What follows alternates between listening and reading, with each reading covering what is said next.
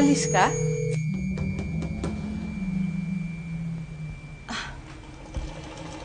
Weekend, di ba? Pupuntahan ko ulit yung kaibigan ko.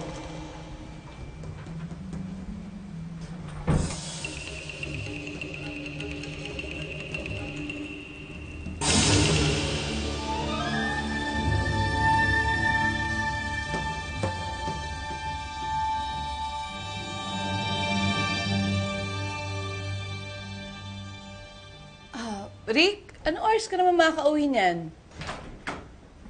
Hindi ko pa masabi. Basta pag wala pa ako dito ng dinner, kahit mauna na kayo ni Tenten kumain. Ha? Sige na.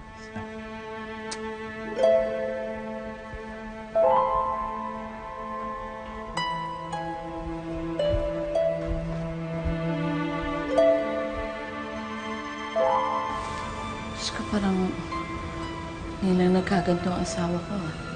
Babae kaya si Rick.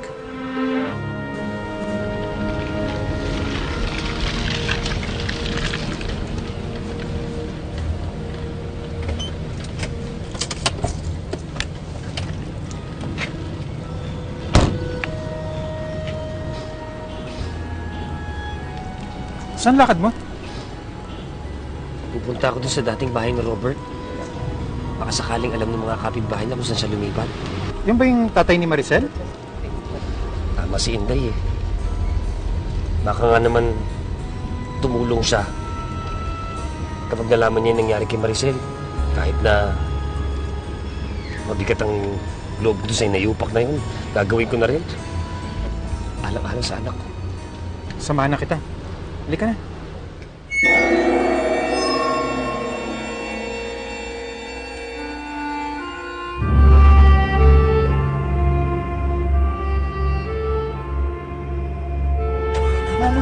Sundan lang ko natin sila. Nakita mo ba tong batang to? Pasensya na po, hindi ko nakita. Baka naman may kilala kayong Robert Reyes na taga rito. Ay, wala po akong kilala. Pasensya na po. Salamat. Tindahan tayo. Ate, Robert Reyes po ang pangalan niya. Dati siya nakatira dito. Ang laki pa lang ng pinagbago ng lugar na to. Wala akong kilalang ganun eh. Pasensya na. Salamat.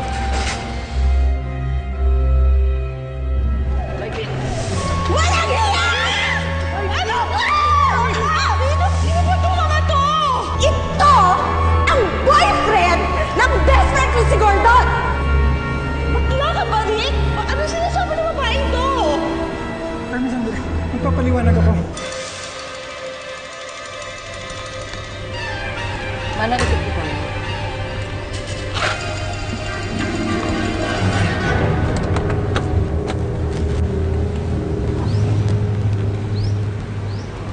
Ang 5 taong pinagtanungan na natin, ha? Magdikit na rin tayo siguro dito. Sige. Rick! Carmi, anong ginagawa mo dito? Ikaw pala ang pinagkakaabalahan ng asawa ko. Hanggang ngayon ba naman? Hinahabol mo pa rin si Rick? Ha? Mahika ka nga dyan sa balat mo?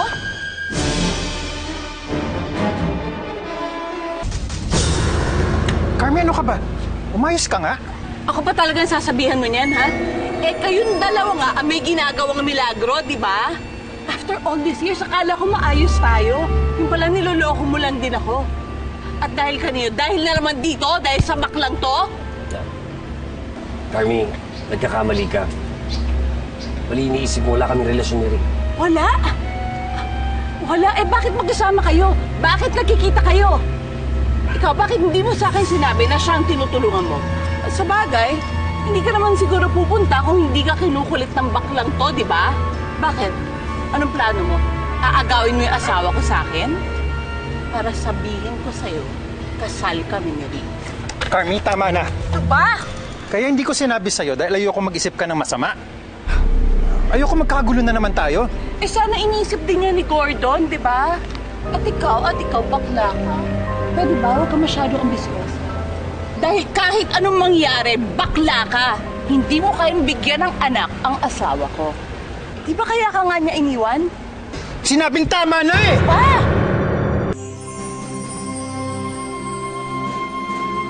Tama na sabi! Gordon? Iwan niyo na ako. Umalis na lang kaya kayo. Ako na bahala. Kaya ko na sarili ko. Alam mo, tinan mo, kaya ka nga natutong maggawa-gawa ng kung ano-anong kwento dahil dito sa baklan to, di ba? May sinasabi ka ba sa akin na tinutulungan kang kaibigan dahil nawawala ang anak? Dahil yun ang totoo. Nawawala yung batang pinalaki ni Gordon. Alam mo kaya kami nandito? Para hanapin yung tatay ng bata. Ayan, oh.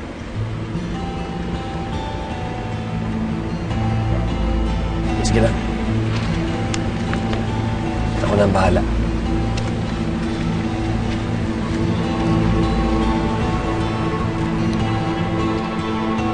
Kailangan mo talaga mag-iskandalo dito, ha? Carmi?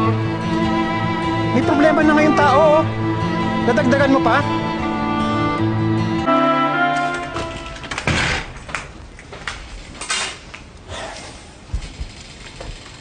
Ano bang iniisip mo? Nagsisigaw ka dun sa kalsada? Sinaktan at pinahiya mo pa si Gordon? Eh, hindi naman sinasadya yun, no? Dala lang talaga ako ng emosyon ko. Eh bakit mo ba ako sinundan?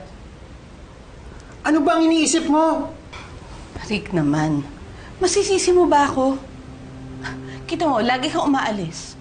Tapos dumadating ka dito, sobrang late na. O kaya, inuumaga ka na. Isip ko nga may babae ka. Sandali. Bakit ba naman kasi nilihim mo sa akin na ang tinutulungan mo palang kay Edith, yung baklang ex mo? Dahil alam ko magiging ganyan yung reaction mo. Niligawan ka ba ulit nun? Kaya lang, di ka ba ng baklang yon? May pangalan siya, Carmi. Gordon. At hindi ganong klaseng tao si Gordon. Nirirespeto niya yung relasyon natin. Alam mo yan, mula nung naging tayo, kahit kailan, hindi yun naghabol. So please, Carmi, huwag mo na ulit sasaktan at papayin si Gordon. Dahil wala siyang ginagawang masama sa'yo.